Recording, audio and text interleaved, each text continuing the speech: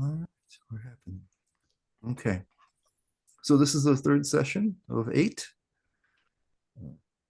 with Lord Chaitanya Siksastaka prayers. And so last week we looked at the second verse, and that described anishtita sadhana bhakti, or unsteady devotional service. And we looked a little bit at the causes for that. And um, and the way that Lord Chaitanya described it, he was talking about, he was noticing that although the Lord was so kind in giving himself, that the Lord had invested all of his energies in the holy name, and he was so kind and so liberal uh, in spreading the holy name, that he should have been really grateful and excited about that, but somehow he found that he had no attachment. He was a nanuragaha, no attachment instead of anuragaha. So it's kind of a surprising thing. Usually when somebody gives you something that's has value beyond measure, you're interested in that and you'll be excited about that, enthusiastic about that. So what happens in that situation? And then the third verse describes that we're going to talk a little bit about today and more later on. This verse is going to be so important, we're going to spend a couple of times on it. It describes steady devotional service, nishta. And so in between the two verses, right, there's something happens, right? It's called anartha nivritti.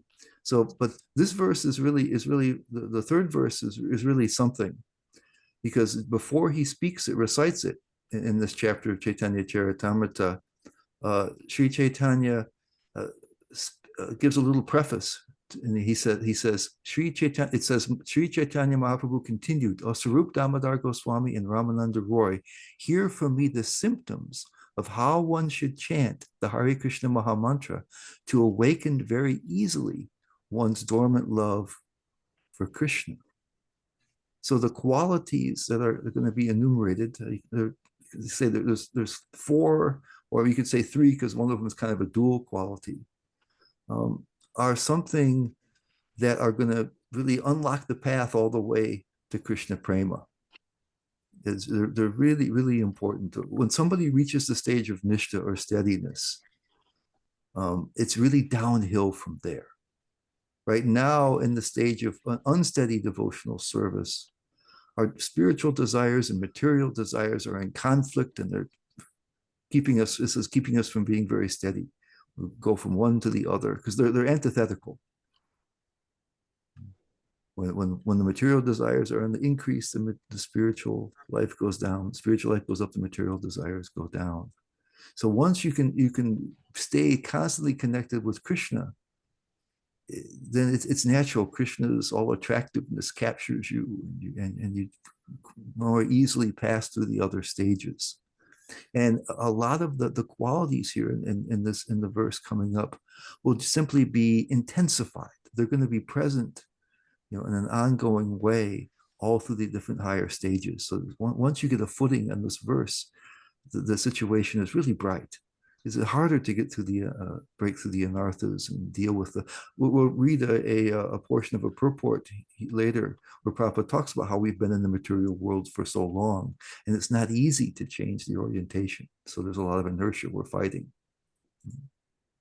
So the third verse is Trinadapi Sunichena Toror Ivasa Hishnana Amanina Manadena Kirtaniya Sadahari.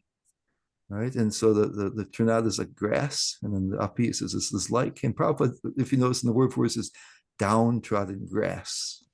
And Suniche, Nietzsche is low or down, and then Su is an intensifier, so really far down. Toror, like more tolerant than a tree.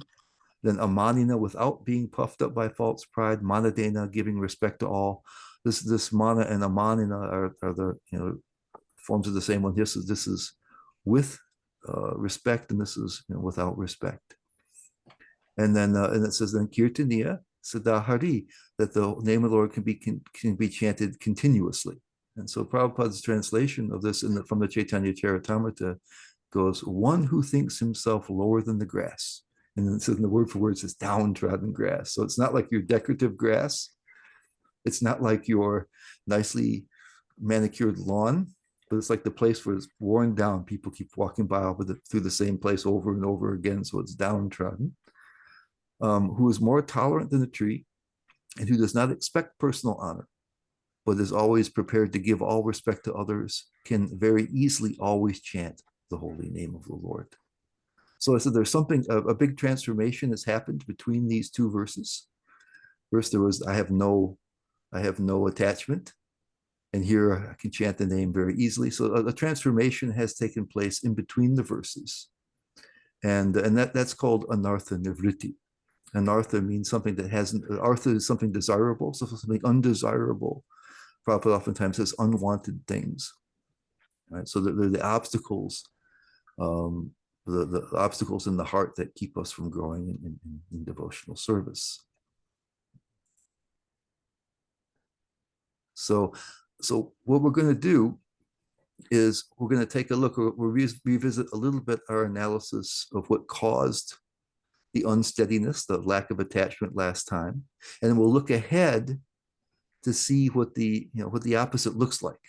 And so if you see what the problem is and you see what the solution looks like, it suggests you a clear path how you go from one to the other. And so we're going to try to find that path from the one to the other, because this thing in the middle. So a lot of times the acharyas don't talk a great deal about this in Anartha Nivritti, because the communities were very powerful with many advanced devotees. And that the powerful association of devotees can cause that attachment, that anuraga, to come. And so they don't oftentimes do that. But in our modern age, devotees are spread around. Advanced devotees are traveling around. We don't get the same kind of continuous things. Our communities are kind of fluctuate. So it's not as easy, I think, to get the same long-term concentrated advanced association that was happening as much in the earlier days, back in Lord Chaitanya's day and afterwards. And so what the verse said, the verse actually gave the cause of the problem was durdaivam, which means unfortunate. I'm so unfortunate that I don't have attachment. But Prabhupada in his translation and the acharyas in their analysis all say that the durdaivam, the misfortune that causes you not to have attachment for the chanting of the holy name, is offenses, self-inflicted problem. That's what that really means. And so this makes a lot of sense. If you read in the Madhurya Kadambini, Vishwanath Chakrabarti Thakur says that the effects of offenses against the holy name, he compares to the loss of appetite that you get when you have a fever. So you get a spiritual fever and you lose your appetite for spiritual things. It just happens. You just kind of miraculously lose it. He mentioned, because when the holy name is not happy, when he's offended, and therefore it does not show his full power. And Prabhupada talks about this, and he talks about the 3 stages of chanting: the offensive stage, the clearing stage, and the pure stage. And he says about the offensive stage, he says, where there's smoke, there's fire. But he says, if you try to cook your breakfast with smoke, it will take 300 years. So the power of the name is greatly obscured. And so Vishwanath Chakrabarti Thakur, he explains that the effects of offenses have a certain lifespan. So you create an offense, it has an effect, and it lasts for a certain period of time. So if you are making offenses either equal to or faster than the rate that the old ones are giving up their lifespan, are no longer affecting you, you stay in the offensive stage of chanting. If you are making offenses, at a lesser rate than the old ones are going away, right? Or you stop them entirely, right? Then you enter into the clearing platform. And that's where the Anartha Nivritti takes place, in the clearing platform. And when they're all gone, then you reach the pure form where the holy name has its full potency. So this is so we're looking to try to deal with the clearing stage here. And last time when we looked at it, um, we could see that there was a root of the offensive mentality. And we looked really at a couple of offenses in particular. The number one offense, which is number one for a reason, offenses against devotees. And the 11th offense, we saw last time how the one we say when we recite in this kind, when we recite the 10 offenses, there's and it's also an offense to be inattentive while chanting. And so we may think that's not so important. It's kind of tossed in at the end, doesn't have its own number. But Bhaktivinoda Thakur in the Harinam Chintamani tells us it's a very important one. He says it's the source of all the anarthas. And he says, even if the other offenses are gone, if that one remains, it'll block your progress. So it's a very, very important one. And so we tried to look at what would cause those kind of offenses to appear. And a hint we got from the Madhurya Kadambini, where Vishwanath Chakrabarti Thakur, he explains this one really pervasive symptom of unsteady devotional service in Utsaha Mayi. And the way he describes it is just as a pupil entering school may think he has already become a great scholar, worthy of everyone's praise, a person just beginning devotional service may display the audacity to think that he has mastered everything. And so we noted last time that there's a common experience that we have, that when we first come to Krishna consciousness, we have this really kind of strong experience where it really seems to work. We really feel the effect. We feel the higher taste. We really feel sometimes there's a real change in our lives that takes place. And then so often it seems to slow down after that, or even diminish. And there's even like a common theory that has run around for a long time that Krishna gives you some kind of extra mercy at the beginning just to hook you, and then withdraws it. But we don't really have to make that theory in order to explain the phenomenon. It's that what really happens is that when we first get the holy name, it's wonderful, it's new, it's fresh. We're hearing all wonderful things about it. We're new to devotional service. We think all the devotees are wonderful. And this is just a great thing. And so we really take it with some enthusiasm and gratitude. And so the holy name and Krishna respond to that. That the holy name already is special mercy. It has everything. And so we automatically, it starts to work. Right? But then, just as Vishwanath Chakrabarti Thakur is intimating there, pride comes back. We start to think now we're really something else. We lose that initial gratitude and enthusiasm. So pride really takes, the false ego really has two really strong components that are really usually present. Right? We want to feel like we're somebody. I mean, that means better than other people, right? Because that's how we measure ourselves. And the other thing is that, and when we do that, we'll tend to criticize others. We want to belittle others. There's Prabhupada says there's blasphemy where we actually speak falsehoods about others, and then there's fault finding where we focus on people's small faults, even though they have many other good qualities. And when we do that, it makes us feel better about ourselves. So the pride will make us want to be critical of others so that we're distinguished. We want to be distinguished from others, and better, of course, in a good way. So we want to be better than others. And then if we take credit, there's a doer, right? This is what it says in the Gita. You want to think you're the one who's accomplishing things. Kartaham iti manyate. The mind is thinking I'm the doer. So therefore you think that you take credit for your spiritual advancement. Right? And when you do that, you tend to lose some of the gratitude for what you've received. But think about it. If somebody gives you some weightlifting equipment, I know you're grateful for that, thank you. But then you have to do all the work, right? You do all the lifting, and so the muscles. Hey, you built the muscles. I mean, yeah, thank you, guys. Thank you for the equipment, but that's what it is. And so if we receive the holy name and the rules and regulations of sadhana bhakti, and if we think, hey, okay, now I take that and I take credit for the progress that I'm making.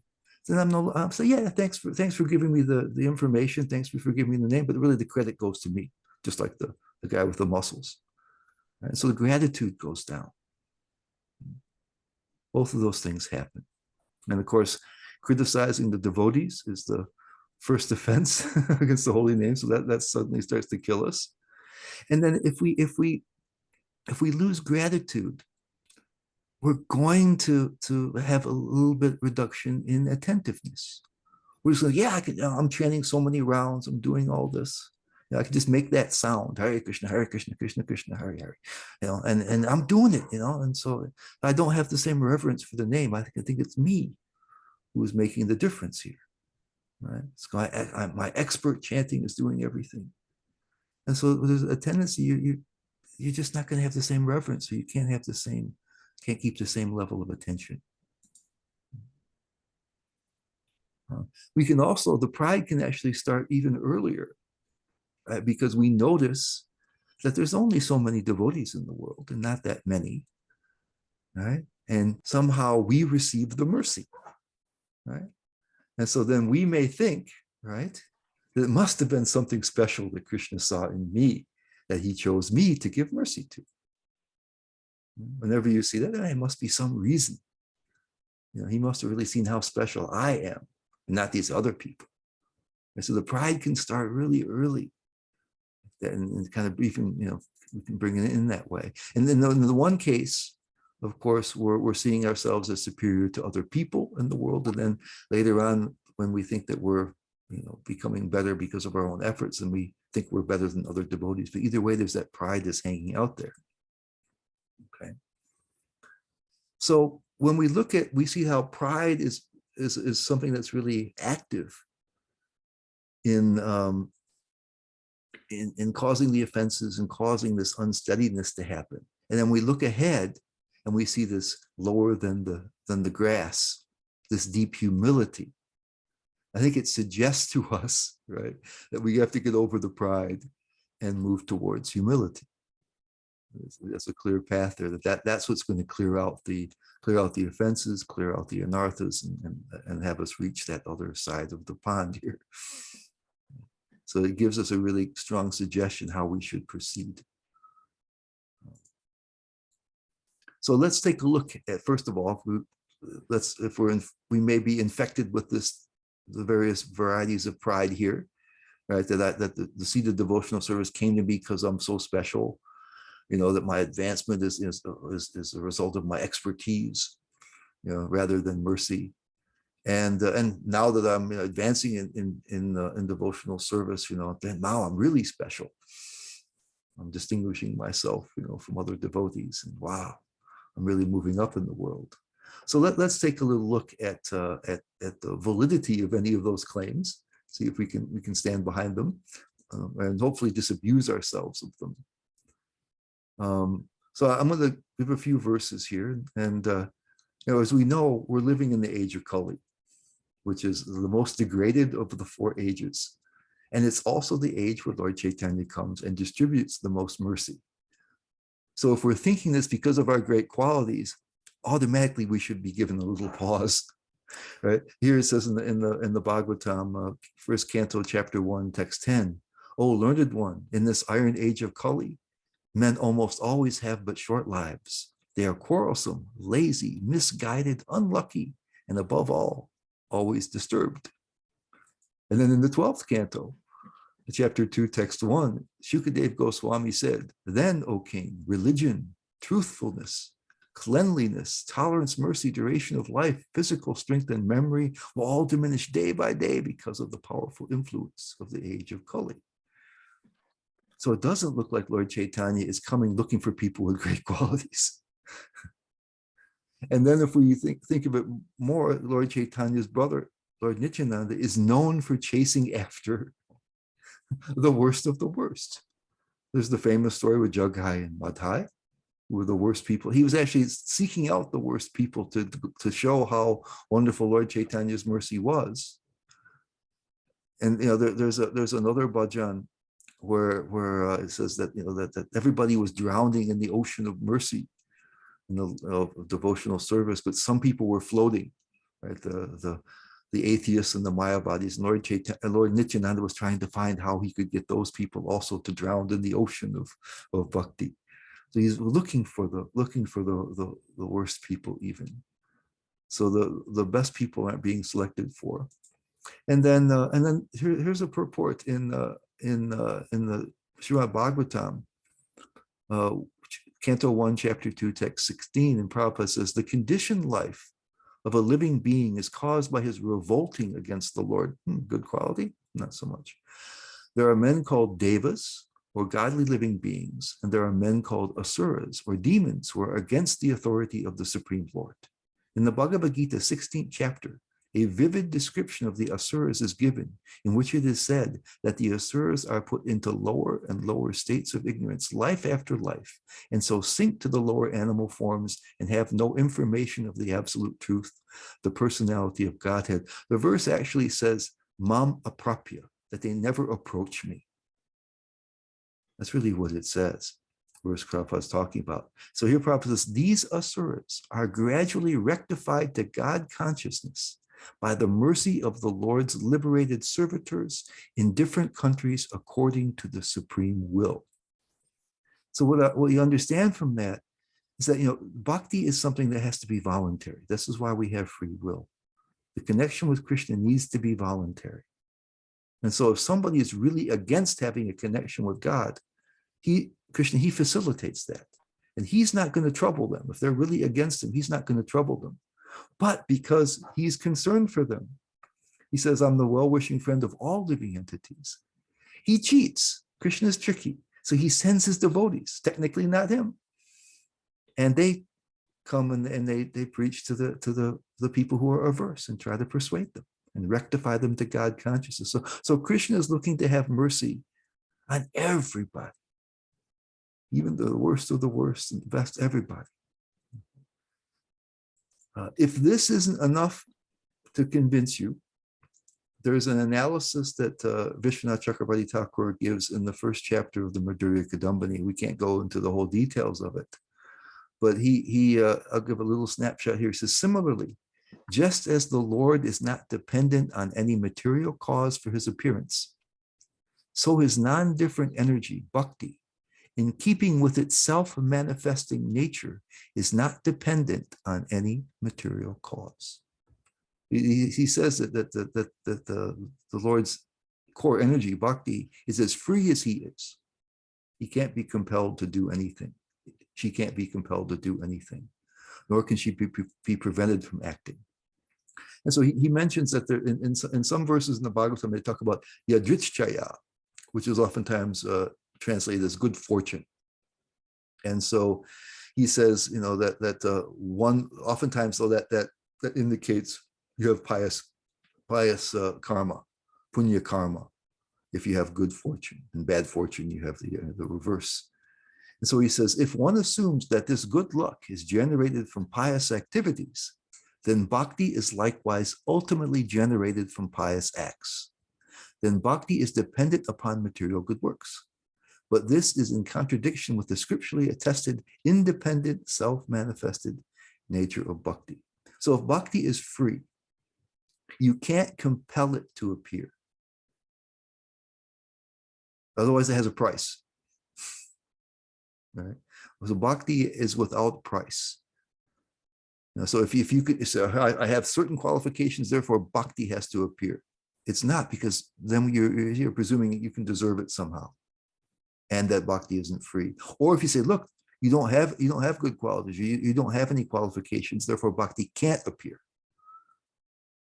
That also stops the freedom. So you see that bhakti can go to just like we have the story also of Mrigari, the hunter, who Narad delivers.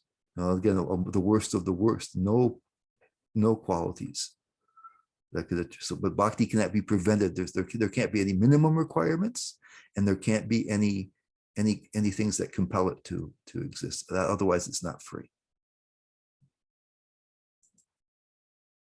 And then he explains how it works most of the time. Anyway, he mentions that the Lord's devotees kind of have power of attorney over the Lord's Kripa Shakti, his energy of mercy. So he says, in this case, the Lord becomes subservient to his devotee, bestowing his mercy in accordance with the devotee's mercy. So when the devotees want to give mercy, then Krishna allows that. But there is no irregularity in this arrangement, he says, because the reason that mercy appeared in the devotee is because bhakti is in his heart. Without having bhakti, there is no possibility of the devotee manifesting mercy to others.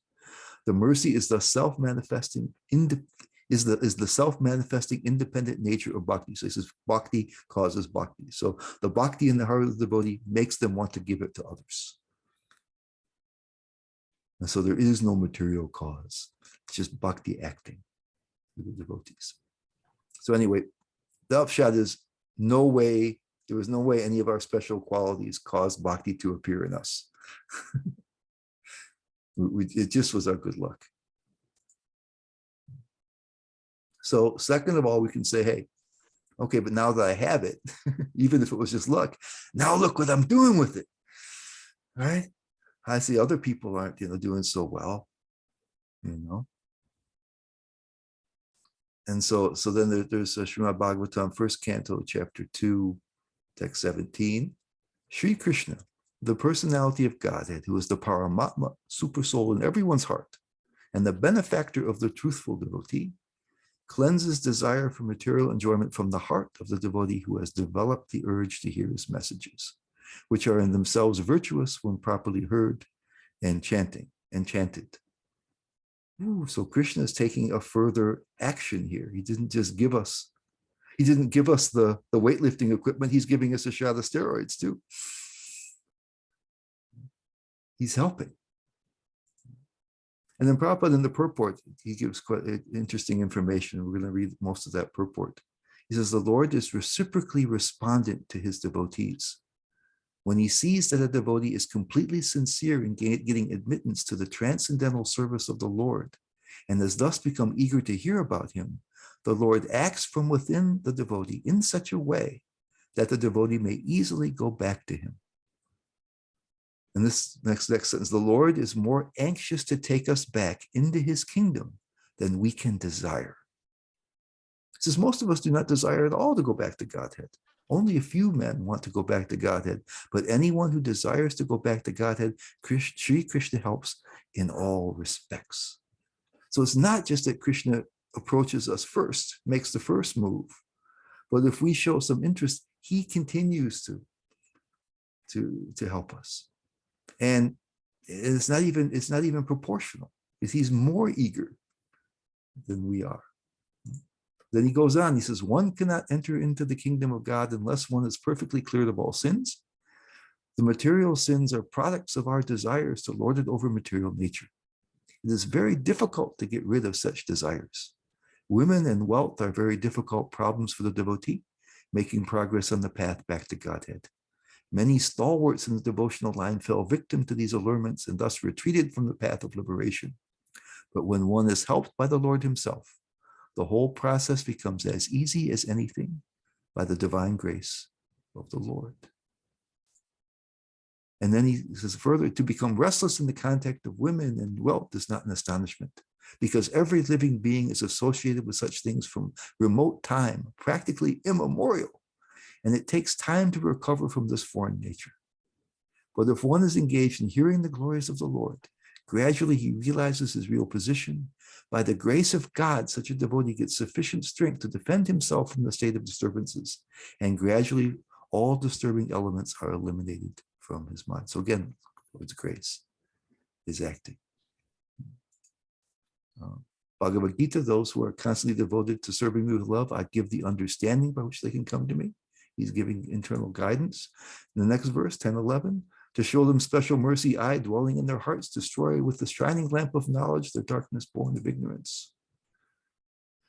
And then in the nectar of instruction, similarly in devotional service, surrender means that one has to become confident. The devotee thinks of Asya Rakshabe Krishna. Krishna will surely protect me and give me help for the successful execution of devotional service. This is called confidence. Even that more devotional service is so pure and perfect that once having begun, one is forcibly dragged to ultimate success. Sometimes a person will give up his ordinary material engagements and out of sentiment take shelter of the lotus feet of the Supreme Lord and thus begin the preliminary execution of devotional service. Even if such an immature devotee falls down, there is no loss in his part. In the Bhagavatam, he talks about this further. 1:15-19 says, there are certainly many instances where devotees of the Lord have fallen down due to uncongenial association, just like fruitive workers who are always prone to degradation. But even though he falls down, a devotee is never to be considered the same as a fallen karmi. A karmi suffers the result of his own fruitive reactions, whereas a devotee is reformed by the chastisement directed by the Lord himself. He says, the sufferings of an orphan and the sufferings of a beloved child of a king are not one and the same. An orphan is really poor because he has no one to take care of him, but a beloved son of a rich man, devotee here, although he appears to be on the same level as the orphan, is always under the vigilance of his capable father. So even if we fall away, Krishna is looking after us. And then he says in the Bhagavad Gita, it is also said that such fallen devotees are given a chance to take birth in a family of highly qualified brahmanas or in a rich mercantile family. A devotee in such a position is not as fortunate as one who is chastised by the Lord and put into a position seemingly of helplessness. The devotee who becomes helpless by the will of the Lord is more fortunate than those who are born in good families. And then finally, he says, the fallen devotees born in a good family may forget the lotus feet of the Lord because they are less fortunate.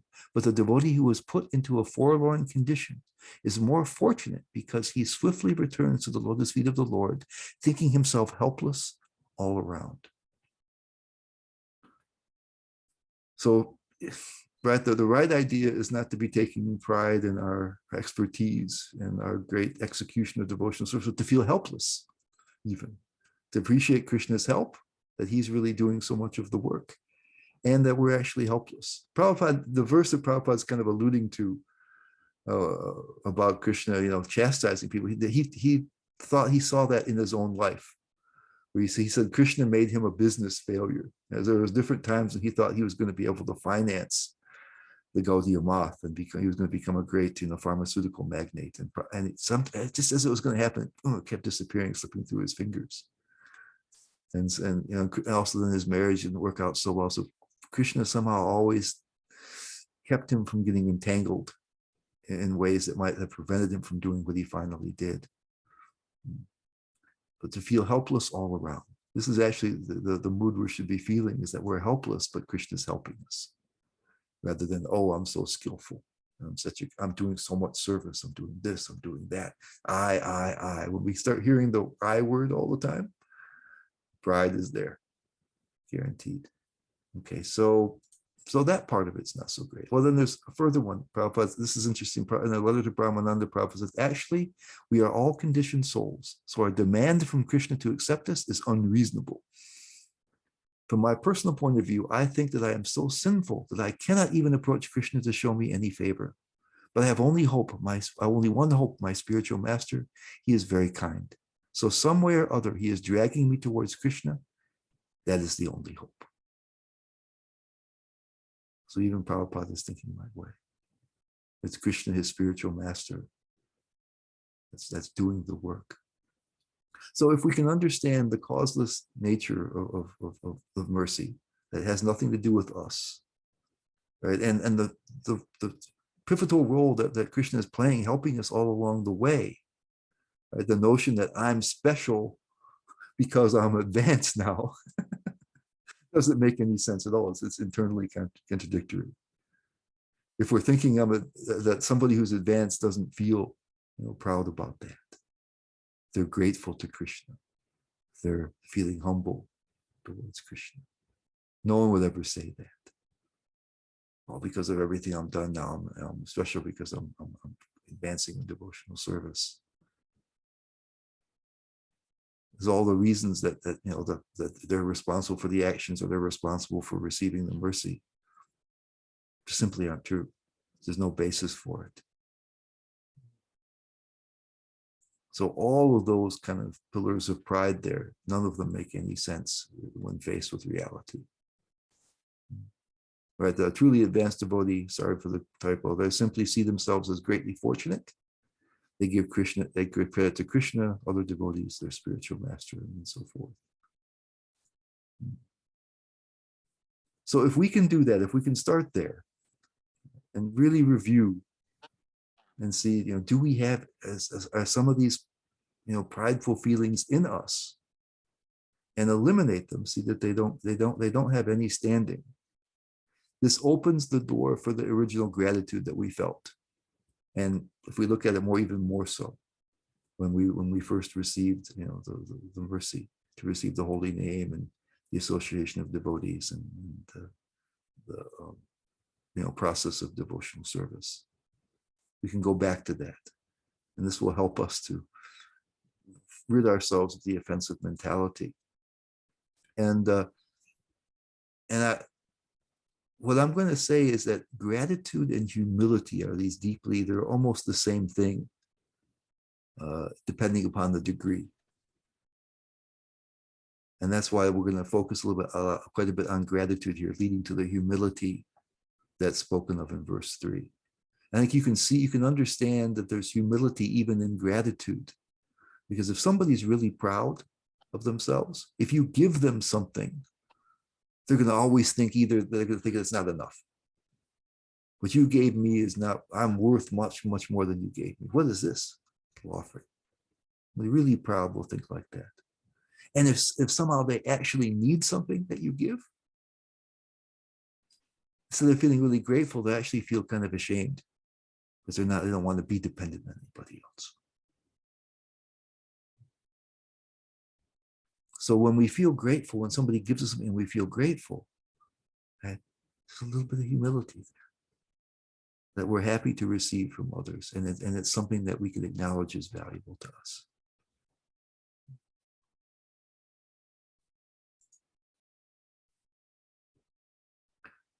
Now, as Vidagdha Madhava Prabhu mentioned last week, devotional service is not a passive thing, but it actually is something we have to do. In Rupa Goswami's definition of devotional service, there's anukulena krishnanushilanam. And shilanam means actions. Krishna means directed towards Krishna. The anu means continuously, or Prabhupada also says after the instructions of the devotees. And anukulena means favorable. So there's favorable actions directed towards Krishna. And Prabhupada also oftentimes says devotional service is a cultivation. So we do have to act. It isn't that we sit passively while Krishna removes everything. We respond to his invitation. And but the proportion of our effort in what Krishna does is disproportionate. Krishna is doing so much more than we deserve by our actions. But one of the things that make our actions either potent or not so potent is the motivation behind them. What is the reason why we're doing these actions? And that's why the top two lines of Rupa Goswami's, the first line on Anibhilashta Shunyam in Krishna's Rupa Goswami's definition of Uttama Bhakti talks about motivation. So from our standpoint, it's very difficult to us to have a completely pure motivation. If you'll see Prabhupada's translation in the Chaitanya Charitamrita, is Anibhilashta Shunyam, in his word-for-word translation, he says, act only for the purpose of pleasing Krishna. Okay, that's the purest motivation. Okay, the only reason you're acting towards Krishna is you want his pleasure. Okay. Now we have a problem in that we still have false ego, false identification. And so as long as there is false ego, there will be some selfish motivation, whether it's gross or subtle. It's only at the stage of bhava that that's completely eliminated. And Prabhupada he seems to acknowledge that in that same, he says first, only for the pleasure of Krishna, then he goes kama, and he says, or without material desires. This is a step down. You can say the Prabhupada oftentimes talks about how we should, we should get out of this material world where there's the threefold miseries and the fourfold miseries, and go to the spiritual world where everything is Satchidananda. Right? So that's not a material desire, but it's a selfish desire. It's not just for the pleasure of Krishna. And then he says, in parentheses, he says, the material desire such as, right? Meat eating, intoxication, gambling, and illicit sex. So even if you get rid of the worst of the material desires, it's a step forward.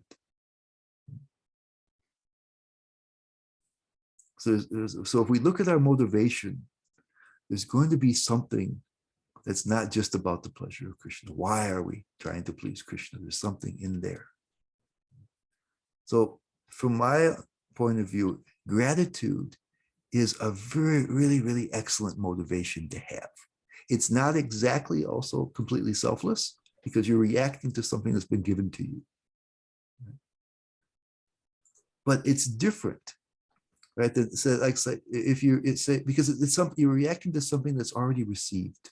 So most of the other time we're thinking, either, for karma mishra bhaktas, we want something material from Krishna, or like the first two persons that approach Krishna, he mentions in the 7th chapter of the Gita, somebody who wants something material, and somebody who wants to get rid of something that's troublesome to them, right? So those kind of things.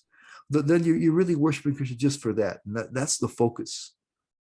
What you're going to get is the focus. So that's very indirect and not very personal. And even if you're looking for liberation, or even if you're thinking, I want to go to the spiritual world and be with Krishna, it'll be so much fun. It'll be so enjoyable. We'll be able to be a cowherd boy and play with Krishna. Krishna is the best friend. This is something you're looking to get. So when something is in the future that you haven't attained yet, you really have to be convinced that it's going to happen, or your enthusiasm kind of waxes and wanes. So when you have something already, when Krishna has come to you, he's given you the holy name, he showed interest in you, you have something that's already so valuable, it's natural, right? When somebody gives you something you appreciate, you want to do something in return. It's not so much mediated by a desire. It's natural. You want to do something back. So it's more it's more personal with Krishna. Right? You're thinking how nice he was to give me this. Otherwise, I hope he'll be nice and give me this thing. But here he's so nice, he gave me this. So you're thinking, I'm going to give something back to Krishna. See, it's less focused on the desires. And just for the practice of the service, right? If we have a mood of gratitude, just if you just imagine, if you think of all the things that you're grateful for, you'll find yourself being more satisfied and kind of happy and relaxed. And then if you switch and think of all the things you're missing, right? Then the mind and the senses go into emergency mode. How can we get that? We got to have that. What can we do? What can we do? So when we're doing things on the basis of a desire, right, the mind and the senses become agitated. Whereas if we're coming from a mood of peacefulness, they become quieted. It's easier to become steady in a mood of gratitude. And the third benefit is it's tasteful for Krishna. Krishna wants the personal connection. That's what he's looking for. He doesn't care about the stuff. He's so grateful that he accepts anything people give him. Right? That's given by Putana. Right? She came to feed him her breast milk, even though the purpose was to kill him. But he accepted that gift. Right? But the real thing he wants, just like he says, when he says, you can offer me a fruit, flower, water. He says, I want the bhakti if it's offered with love, if it's offered with devotion. The bhakti is the thing he finds. So if we're acting to him personally, and Krishna, you've been so kind, I want to do something in return for you. This is much more tasteful for Krishna. Tasteful for us too, because it's closer to real devotion. Krishna becomes the center of it.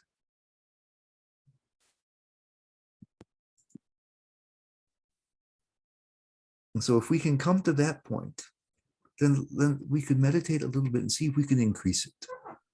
Okay. Let's look at why we should be so grateful. Right. So if usually our gratitude is proportional to the value of something received. And so Krishna has given himself in the holy name. It says, the name and Krishna are not two things. He's come himself. And then who gives the gift, right? Is important. If somebody really important recognizes you and wants to give you something, ooh, you take notice of that. Somebody you admire. The gratitude is increased. So here we have Krishna, the most wonderful being possible, is having an interest in us. Shouldn't that get our attention? Shouldn't that increase our gratitude? And then look how he does it. Prabhupada, there's that famous arrival address, and he said a few words when he arrived at the Atlanta temple. And he mentioned the difference between, he said, oh, I see you have Gauranatai. Back in those days, many times you would just have, Gauranatai, or a picture of the Panchatattva for deity worship. And he mentioned that Krishna, he requires that you surrender. But Lord Chaitanya doesn't make these so merciful. He actually started to break down in ecstasy. He became choked up. Because Krishna is kind enough, right? He's an open invitation. He says, here I am. You come to me, we're fine. But Lord Chaitanya chases after us. His devotees chase after us. Here, take this prasadam. Here, listen to this. Take this book. Chant this mantra. He comes after us.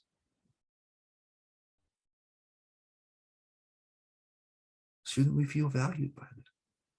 So he not only gives us something valuable, he's not only the best possible person, but he's doing it in such a sweet way. He's doing it with concern for us and love for us. Well-wishing friend of all embodied beings. Says, you need to have this.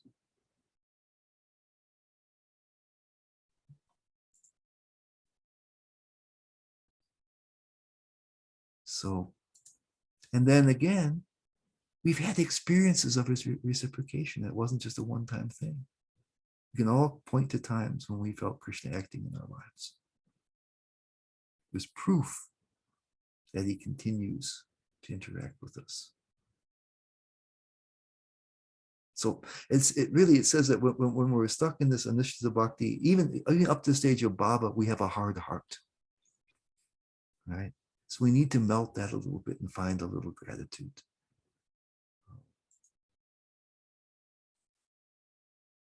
We're going to stop here, I think. We're going to make the transition now between gratitude and humility.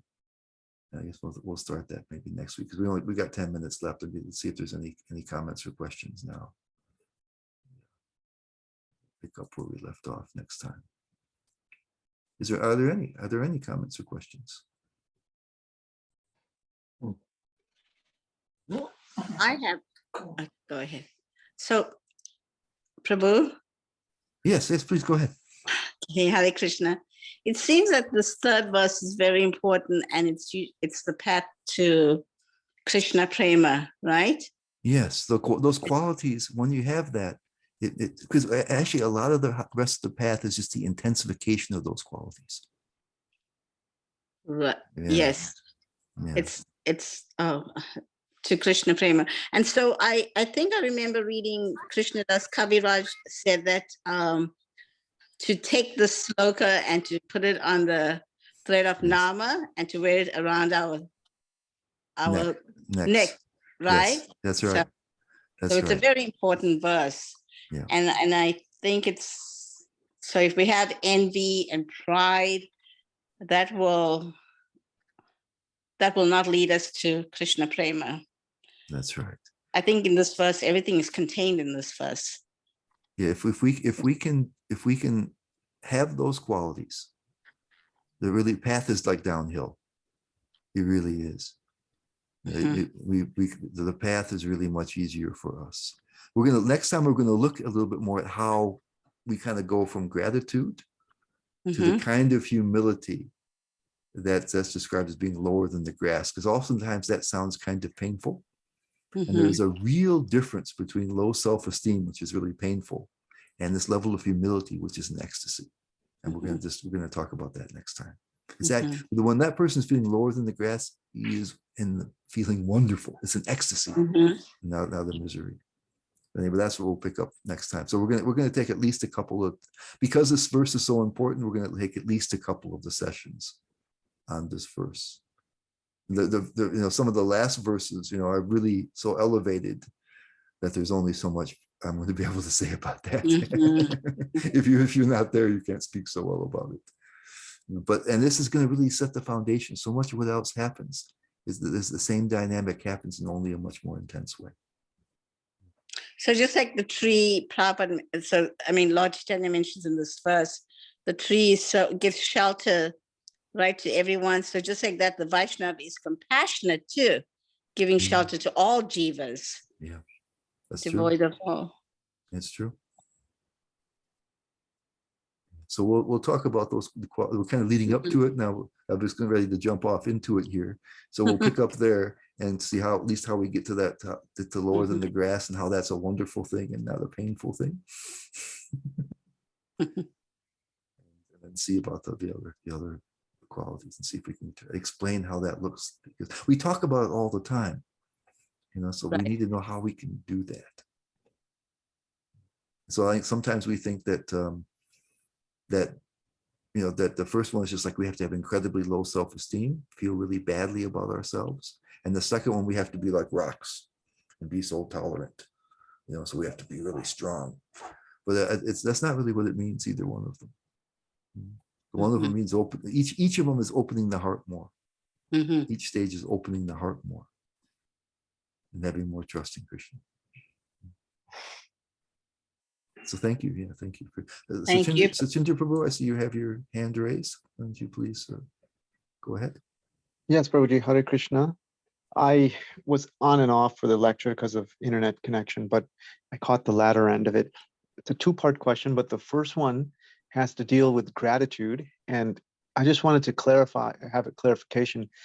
Were you mentioning that gratitude, even though it's a very important sentiment that leads to our devotional advancement, is not pure devotional service, because we're still having something that we we're reacting to something. Yeah, we're kind of reacting to something we've already received. So in some ways, it still is kind of connected to our well-being. So it's not entirely pure. It will become as that will become purified as we go further and further through the different stages. So there's a little bit, right? Because Krishna did this for me, so then I want to do something for him. It's a lot better than maybe if I do something for Krishna, he'll do something for me. Right? But it's still because Krishna did something. And so if you look at the very last verse, Radharani says, you're my worshipful Lord unconditionally. I'm fallen at your feet. Because the verse, the translation in the Chaitanya Charitamrita, the last verse is very powerful. It says, I'm fallen at your feet. You can either lift me up and embrace me, or you can trample me under your feet. Okay, so that we'll get to that when the time comes, but you can see there's a little difference there. She only wants Krishna's welfare no matter what happens to her. So there's a little bit, it's not entirely pure. But it's a really nice start for us if we want to go towards the pure line, because you appreciate Krishna, you want to give something back. It's kind of natural. Okay, and the second question is, you were mentioning how if we want to go back to the spiritual world, say, you're a Gopa, you want to go and play with Krishna, and that also, you said, has a little bit of selfish tendencies, because you want to escape the material world where there's misery, versus the last line that you had mentioned of the Siksastakam, in which Srimati Radharani is praying.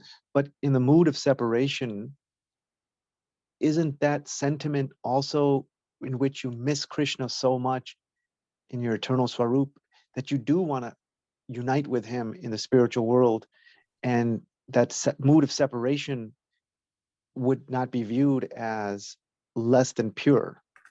But see, we oftentimes think that when there's this pain of separation, that it's like here on earth. If we have somebody who's dear to us and they're gone, we miss them, right? Because my source of happiness is gone. Right? It's not like that in the spiritual world, because there's only thought of the other. So when the devotees are separated from Krishna, what's causing them suffering is they have this intense desire to please him, but they can't do it because he's too far away. It's not like, oh, Krishna is the source of my happiness, now I'm missing something. No, it's that they have this overflooding, powerful desire to serve, to please him, and they can't because he's not there. See, so there's no selfish component there in the spiritual world. It's the reverse of here. So it's like when we go say, oh, I'm going to go have fun with Krishna. No, you're not going to, it's not that you're trying to enjoy that. It's that Krishna is so wonderful. All you can do is want to please him. That's all. It's a natural thing. It just springs forth from you. I'll try to explain that more later. But no, that makes sense. So then, like, say you have sentiments, oh, you want to, say, we'll just continue on the line of the Gopa. You want to go there and you want to, say you have a sentiment of you want to make Krishna laugh, you want to play games, and I don't know, in things in which you are doing something, your sentiments and currently are you want to do things to make Krishna laugh, make Krishna enjoy himself, to give him joy. Would that be considered? If that's all you want, if you just want Krishna's happiness, there's a book by Vishwanath Chakravarti Thakur where he describes the Ashtakaliya Leela. And there's this one part that just really made my eyes open wide. And he said that when the cowherd boys gather in the morning to meet with Krishna before they go out to herd the cows, they come to Nandagram. And this one cowherd boy has a special box, a jeweled box, and he goes to Mother Yashoda, and Mother Yashoda gives him these special kind of sweets, which he's going to then take with him. And then during the cowherd pastimes, he's going to give them to Krishna. So there's special sweets made with love. So Krishna's going to really enjoy that. And that cowherd boy thinks to himself that these sweets are worth more than thousands of my lives. So just the opportunity to give pleasure to Krishna it means everything to them. Yeah, that is beautiful. That did bring tears to my eyes too. Thank you. We don't have a strong enough connection with Krishna at this point to have that mood. And plus we have ego, which makes us necessarily have some selfishness. So we have to move towards that. And a good place to start is with gratitude. Wow, Krishna, you're so wonderful. You're so kind. Let me at least reciprocate with you. Respond to your kindness. Instead of thinking more in terms of happiness, I'm going to do this and you'll notice me. To do this, I'm going to deserve, something from you. I'm going to become something and you'll, give me a certain status. But no, I'm responding to you, already making the first move, and then you're responding even more. So it's a give and take.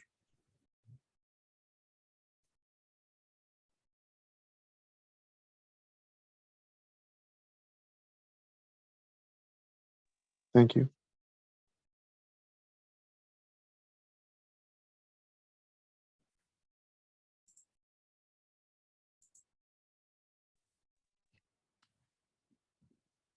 Gary Govardhan Prabhu. Yes. Although thank you, Haridas Prabhu. Those are nice quotations.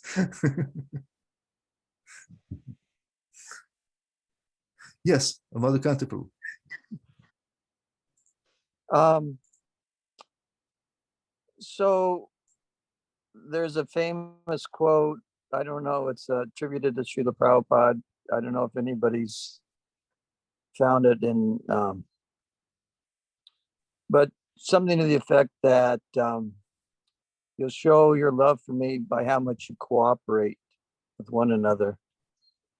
And so it seems like one of the challenges is the ability to do that. And I think that's based to a large extent on respecting anyone who's taken up this path and not being envious or critical or fault finding. Can you speak a little bit more about the challenge of being respectful and then also not desiring respect, which is an aspect of pride? So we're gonna go a little. We're gonna, of course, go into that more as we get deeper into this verse, the Amani and Manadena. But it's true, you know. We have this, you know, because we want to take credit for things. It's the egos that clash. Prabhupada sometimes compared the association of devotees like when you take semi-precious stones and tumble them to polish them. So our egos clash and polish each other. So, and if you see that, it's interesting. In Hari Shori's Transcendental Diary, he mentions that he and whoever would be the secretary at the time sometimes would spend time alone with Prabhupada. There wouldn't be any going on, and he said something really surprising when I first read it. And he said, of course, Prabhupada was the guru. They knew that. They were his students, and they were serving him. They understood that. But they said that they never got the impression that Prabhupada felt that he was better than them. And Srila Bhaktisanta Saraswati, when people used to offer obeisances, he would always say, Dasosmi, I'm your servant. And so somebody who's really advanced, they understand how much all this is a gift and how much Krishna has helped them. And so if they have more, if they have a higher level of attainment of bhakti, that's because of the help of Krishna. It's because of the help of the devotees. It's not so much about them, and everybody else is the same. And Krishna wants everybody else to come in. And so if they have something they can give because they're more advanced, they feel privileged to do it because they see these people as being valued by Krishna. And so cooperation kind of means, right? Yeah, do you have mutual respect for one another? And you don't have to be, the one who determines everything. And when we value one another, it works that way, much more easily. And so to me, like in the Nectar of Instruction, where it mentions kind of different levels of devotees. You offer, somebody who's chanting the holy name. You offer obeisances in the mind. Somebody who's initiated, has diksha, you offer humble obeisances, and somebody who's on the uttama level, you serve them. So they're on different levels. They have different things to give. But the other thing is that everybody is worthy of respect. There was in the pastime, I think it was in the part of the Gujita pastime, when Lord Chaitanya wasn't letting anybody take the water that washed his feet, and there was this one Vaishnava devotee, and I think he was in Bengal, and his whole job, he was trying to take the remnants of all the other devotees, whether they were high or low, high caste or low caste, advanced or not, or high caste or low caste, and the ones who were like too ashamed to give it to him, he would take by force, by trickery. He would find a way to get the remnants. So he was showing respect, not directly, but he was showing that he thought that by taking the remnants, he was being benefited. So he was showing respect for all levels of devotees. And Lord Chaitanya was so pleased with that, he allowed him to drink the water that washed his feet.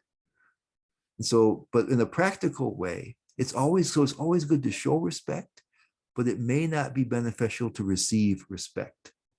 So if somebody is kind of a new devotee, like to be influenced by pride, if people are offering that person obeisances. I remember an incident when I was living in Detroit. There was a particularly humble sannyasi, and he gives obeisances to everybody. And we had a new bhakta there, and so this Maharaj, he offered obeisances to him, and so instead of thinking, wow, look at the humility of this sannyasi, he was kind of thinking, well, the sannyasi must have seen something special in me. His pride went up because of that. So people can only take so much direct, at different levels, can take so much respect, overt respect and worship without becoming proud. So there's those two considerations there. But if we're seeing ourselves as servants, if we're seeing ourselves as dear to Krishna, then it's easy to cooperate then. Right? But when it's not, when we're thinking of our own selves, our own position and perquisites, right? Vishnu Chakravarti Thakur talks about that puja and pratishtha, desiring these kind of things. Then it becomes hard. Thank you. Yeah, that was nice. All right, so I think if there's something else burning, we can do it, but I think we're getting over time, so we don't want to Real quick. Yes, Prabhu. In terms of respect, offering all respect to others, it's not always applicable. For example, one example that just came to my mind is in the story of Bhaktivinoda Thakur. He had a contemporary friend or friend or maybe spiritual friend, and he came over to his house, and when Bhakti Siddhanta Saraswati Maharaj saw him, he did not offer his respect or dandavat or something, and he was offended. And I'm not remembering the story exactly, but I think Bhaktivinoda Thakur said he's something like he's not respecting you, or he's not offering obeisance to you, maybe because he was, I don't know. I don't remember the exact thing, but I know that he took offense to that.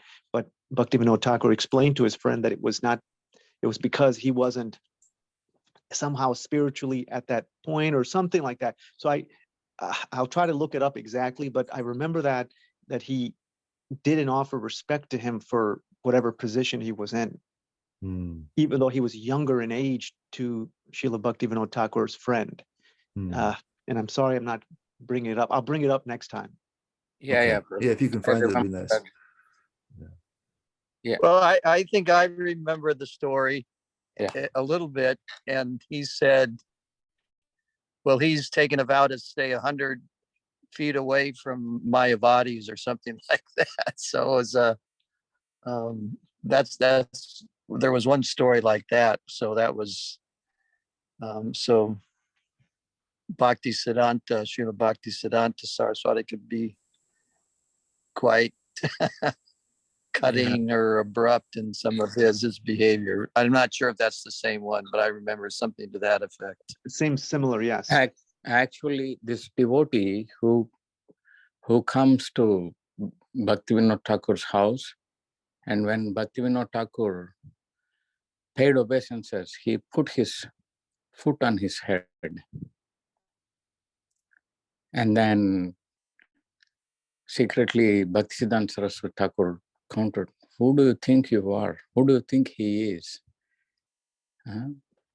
Like that, so that's the story I remember, Prabhu.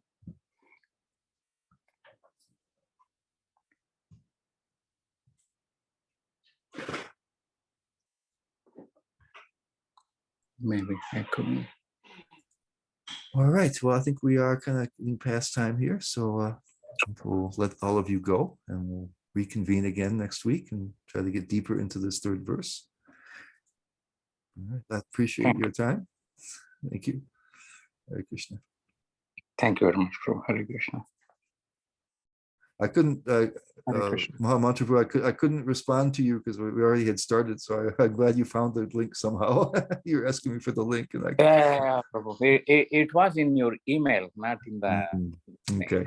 Yeah, because I was like, I can't do it, man, because we already started. So right. Yeah.